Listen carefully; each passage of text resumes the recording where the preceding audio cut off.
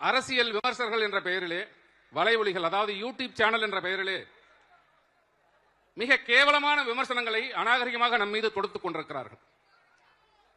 அதை மட்டும்தான் நான் பேசப் போகிறேன்.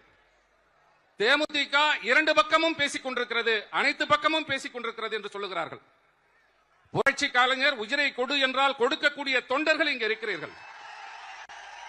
இந்த மாநாட்டிற்கு நான் விழுப்புரம் மாவட்ட செயலாளர் தான். ஒத்த பைசா தொண்டனுக்கு கொடுக்கவில்லை. லட்சக்கணக்கிலே இங்கே திரண்டிருக்கிறார். நம்மை பார்த்து மிக அநாகரிகமாக விமர்சனம் செய்து கொண்டிருக்கிறார்கள். அவங்க பொட்டியை தான் பார்க்கறாங்க, சீட்டை பார்க்கலன்னு சொல்றாங்க. நான் கேட்கிறேன், அது திராவிட முன்னேற்ற கழகமாக இருக்கட்டும், அனைத்து இந்திய அண்ணா திராவிட முன்னேற்ற கழகமாக இருக்கட்டும், ஆட்சியிலே வர வேண்டும், ஆட்சியிலே அமர வேண்டும் என்று துடித்துக் கொண்டிருக்கிறீர்களே, தலைவர் கேப்டன் அவர்களை போன்று ஏழ்மையை விரட்டுவேன், வறுமையை விரட்டுவேன், லஞ்ச லாவண்யத்தை ஒழிப்பேன், வீட்டிற்கு ஒருவருக்கு வேலை கொடுப்பேன் என்று சொல்லி ஆட்சிக்கு வர துடிக்கிறீர்கள். இல்லையே, அவர்களை விட நாம் கொள்ளடிக்க வேண்டும், அவர்களை விட நாம் சொத்து சேர்க்க வேண்டும். அது திமுகவா இருக்கட்டும், அண்ணா திமுகவா இருக்கட்டும், கொள்ளையடித்து சொத்து சேர்க்க வேண்டும், ஆட்சி அதிகாரத்தை அனுபவிக்க வேண்டும், தன்னுடைய சந்ததிகள் 100 தலைமுறைக்கு சொத்து சேர்க்க வேண்டும் என்றுதானே ஆட்சியிலே வர ஆசைப்படுகிறீர்கள். 5 வருடம் இந்த மக்களை சுரண்டுகிறீர்கள், இந்த நாட்டை சுரண்டுகிறீர்கள்.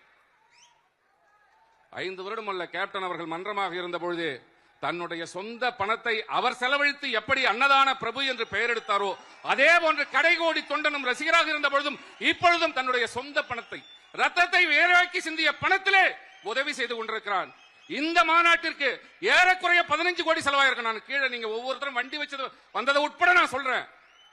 அப்படி நாங்க சொந்த காசை செலவு பண்ணி கட்சி பண்றோம், மக்களுக்கு உதவி பண்ணிட்டு இருக்கிறோம். கொரோனா காலத்திலே கூட இறந்தால் என்னுடைய கல்லூரியிலே புதைக்க நான் அனுமதிக்கிறேன் என்று சொன்னவர் புரட்சி கலைஞர் கேப்டன் அவர்கள். 5 வருஷம் கொள்ளடிக்கிறீங்களா? அண்ணி மன்னிக்கணும், உங்ககிட்ட பணம் கேட்டா என்னடா தப்பு? நான் கேட்கிறேன், நீ எதை வேணாலும் போட்டுக்க, என்னுடைய கருத்து. 5 வருஷம் லட்சக்கணக்கான கோடி கொள்ளடிக்கிறீங்க. 5 வருடம் அல்ல, தலைவர் கேப்டன் அவர்கள் ரசிகனாக இருந்ததிலிருந்து இன்று வரை எவனிடத்திலும் லஞ்சம் வாங்காமல், எவன் கையையும் எதிர்பார்க்காமல் உழைத்துக் கொண்டிருக்கிற நாங்கள் தேர்தலின் பொழுது உங்களிடத்தில் பணம் கேட்டால் என்ன தப்பு?